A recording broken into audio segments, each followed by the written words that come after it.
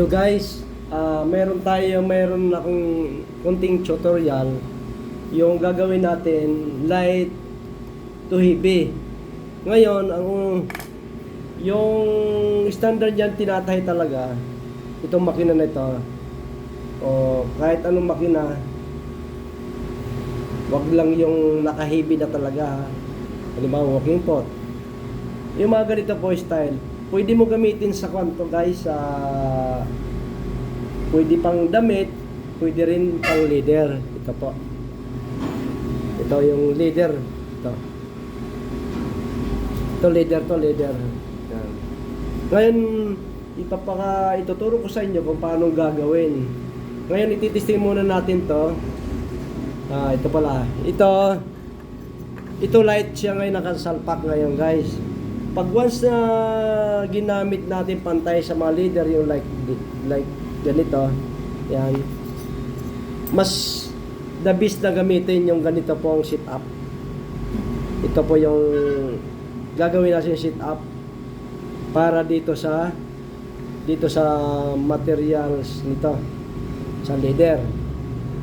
Ngayon pagka light naman, ito po sa pandamit. Yung ngayon po naka-timing ito sa pandamit. Gagawin naman natin ito, ipapakita ko sa inyo muna. Ipapasada natin guys. Yan, naka-light talaga yan. Yan po. Yan po, titisin natin. Yan o. Yan po. Nasa pandamit siya ngayon. Yan po, ang ganda ng tension o.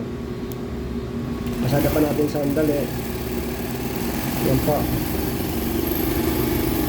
Yan. Pasada pa ulit natin.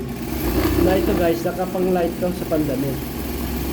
Ngayon, ang gagawin natin po guys, i-convert natin to heavy.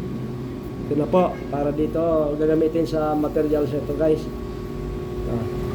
Ngayon ang gagawin natin guys, ganito lang po ang gagawin natin. Tayo muna natin yung motor para hindi sayang kuryente. Sit up na natin.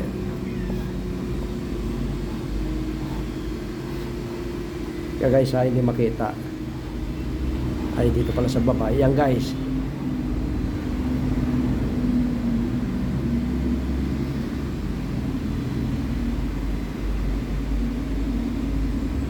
Yan guys. Yan po, yung nakakabit dito ay pang light.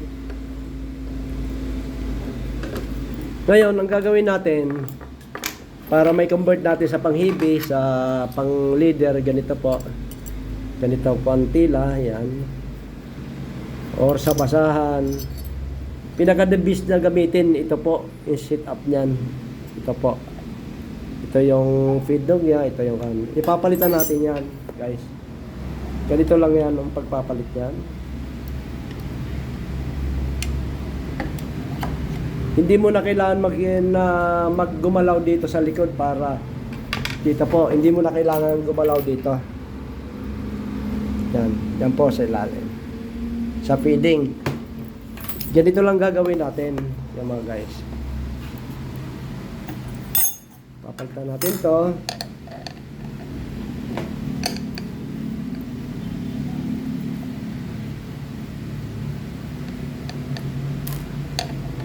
Palit natin ito guys.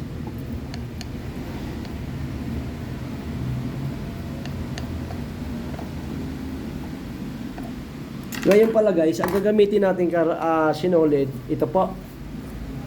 Ito po yung makapal. Ito. Yan, makapal po ito. Yung pang light lang po, ito po yung gagamitin. Yan. Ticket 20, 120 pala, sorry. Yan. Ngayon guys, ipapalitan natin to guys, to itong piyesa na ito.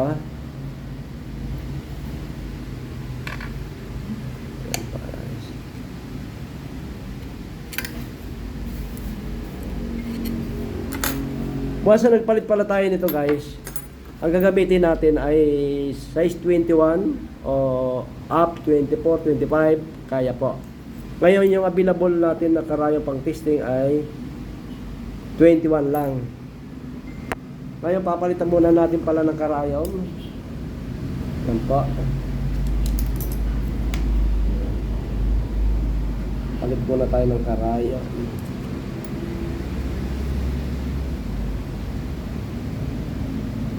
Ito po, napalitan na. Ngayon guys, itatimin natin ulit panibago ito guys. Yan po. Kasi guys, kanina nakalight siya. Ito po. Mag-adjust tayo ng content nito guys. I-atras natin to papunta rito. Ito gagalawin na natin, luwagan natin to. Luwag natin. Ngayon, i-move natin backward, papasok. Yan. Ito. Ngayon, higpitan na natin uli. Natural lang tayo mag-adjust po kasi ang dating ginamit natin ay size 14 na karayom. Ngayon magpapalit tayo ng 21 or lumaki pa ng konti, 22, 24, 25, pwede siya. Size 24, 25. Yan. Okay, guys. I-ayos muna natin yung pagkabit guys.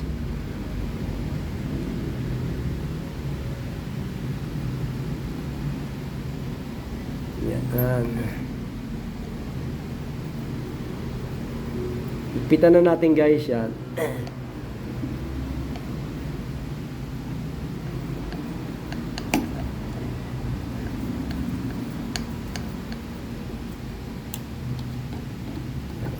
Okay, maigpit na guys. Itatabi muna natin to. Ito po, ito. Ito muna ipapalit natin. Yan guys. Para maging hibi na siya. Magiging hibi na siya. Lalagyan muna natin ng isang tornilyo para sa pag-demo natin. Para lang hindi gumalaw yung plato na magkaroon ng problema, mabasag. Ngayon po, dahil mula sa light, di ba mababa. Kailangan natin po itaas natin to.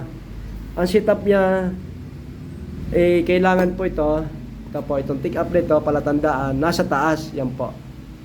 Yan.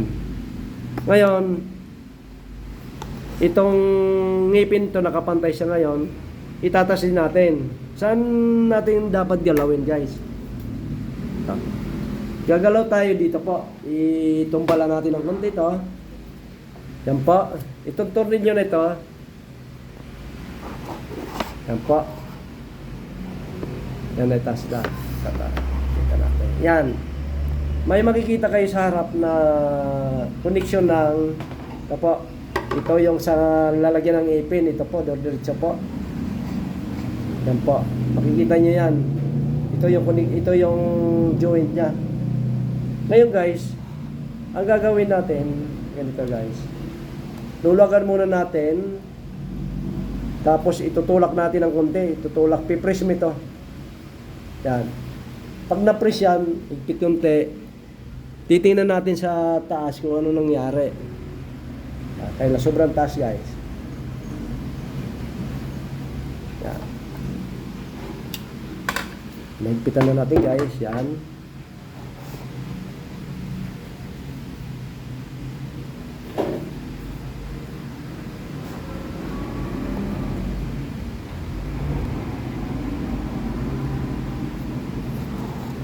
Yan guys. Tutok lang natin ng konti. Yan guys. Nakataas ito guys. Yan. Yan. Nakataas yan. Yan. Ayun. Nakalibil yan. Tamang gano'n no. Pinipihit naman natin dito para mapihit yan. Yan. Ngayon guys. Nakaposisyon siya ng up. Kailangan po nakataas din yung feed dog niya. Ito po. Mataas na siya. Yan po. Sisilipin natin ng konti. Yan. Nagtataas baba, yan po, yan. Bababa, tataas, yan po. Sabay halos na kan. Ngayon guys, itong gagamitin natin na sinulid. Ito. Adjust natin. Ito po guys. Ngayon, ito na yung buong makina natin. Okay. Magpapalit tayo nito ng sinulid sa ibabaw. Ito po, idudugtungan natin yan para mabilis yung trabaho.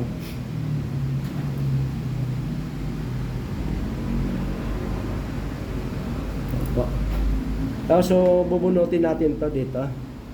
Ganon din yung pagsusulot kan dati. Tsaka yung ngayon. Ngayon, nilalagay na natin to sa butas ng karayom o sinulid ito. Yan po. Medyo masikip dahil 21 lang yung karayom natin. Dapat 22 up.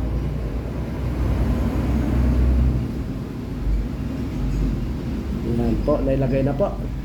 Yan. Ilalagay na rin natin yung pressure pot para masubukan natin kung ano talagang difference doon sa pang light to heavy.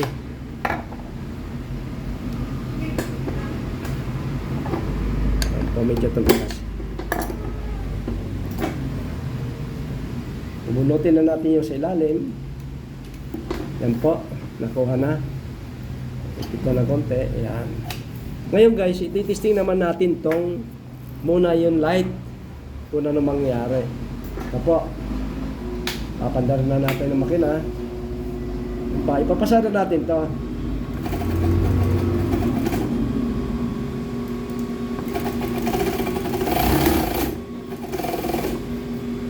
Yan po, magkakaroon siya ng himol-mol. Ito, loss tension. Ang gagawin naman natin yan, kung bakit siya nagaganyan, yan po. Pipihitin natin to. Kung para maikita natin. Testing ulit. Po. Pero gusot siya.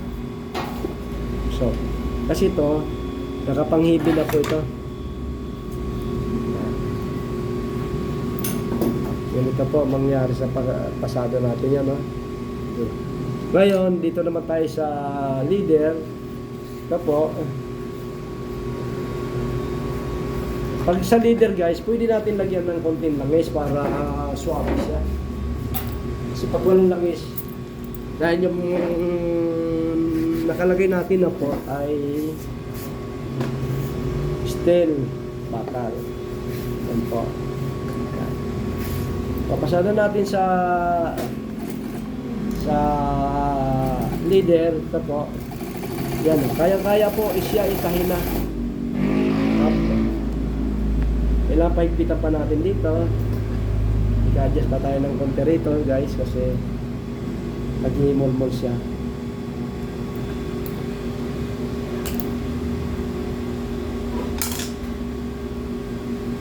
Yan, konting higpit. Tapos testing ulit natin.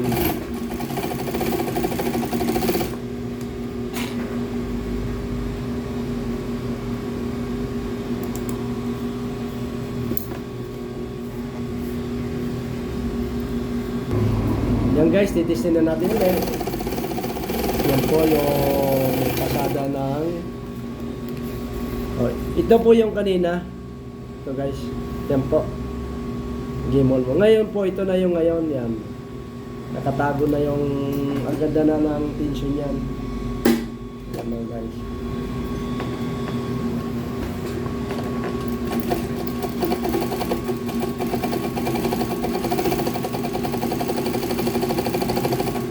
Yan po guys, yan. Ganda na ng tension.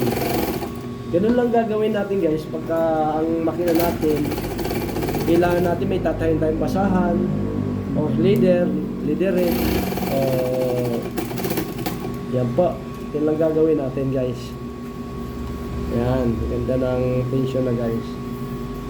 Ngayon guys, pagka halimbawa hindi talaga madala sa ganitong sinulid, ang adjustment naman po yan dito. Dito po yung adjustment yan. Ito po. Ipipiding natin ito yung feed eccentric. Ito po. Hindi makita. Tawa natin guys. Ito po. Ito yung ina-adjust niyan, itong dalawang tornilyo po. Pipihitin lang, backward forward lang ito guys. Yan guys. Pag once na ginalaw natin dyan, kailangan nakapanghibi na talaga siya, hindi na siya pwedeng itahi sa ganitong pabrik. Ngayon pag tinahin natin uli dito sa pabrik ng ganito, another adjustment ulit tayo dito sa likod. Dito po sa likod.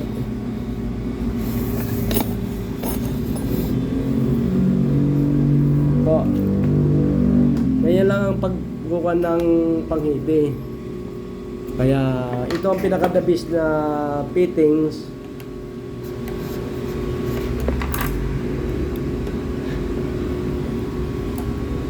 Ito yung the best na fittings. Ito.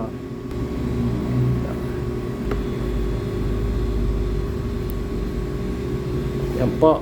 Yan ang the best na fitting. Kung gagawin nating light to heavy, bali panghibi na, panghibi pala. Ito yung naman sa pang light. Ito po. Ito po, makikita natin. Yan. Medyo malabo lang konti. Atras natin konting camera. Yan po. Ito yung pwede siya pang light, pang maong pwede siya.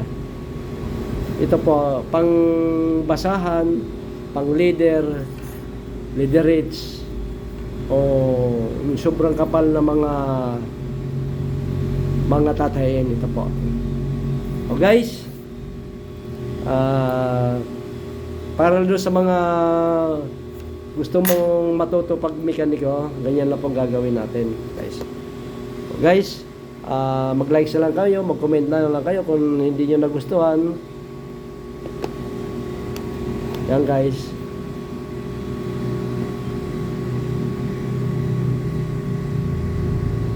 Yan guys, yan. Ito yung ginamit ko na sinampol sa inyo, yung dinemo ko sa inyo. DDL55 lang po yan, pero original po yan na Jope. Yan po. Yan. Ito yung lamesa. Yan po. Marami pa akong ituturo sa inyo mga sikreto dyan guys. Update lang, i-update ko kayo pag once na mayroon akong panibagong tutorial. Kasi may mga tutorial ako na hindi na nakikita ng mga subscriber ko dahil natakipan na, napabayaan ko na rin guys. Kaya muna guys. Thank you.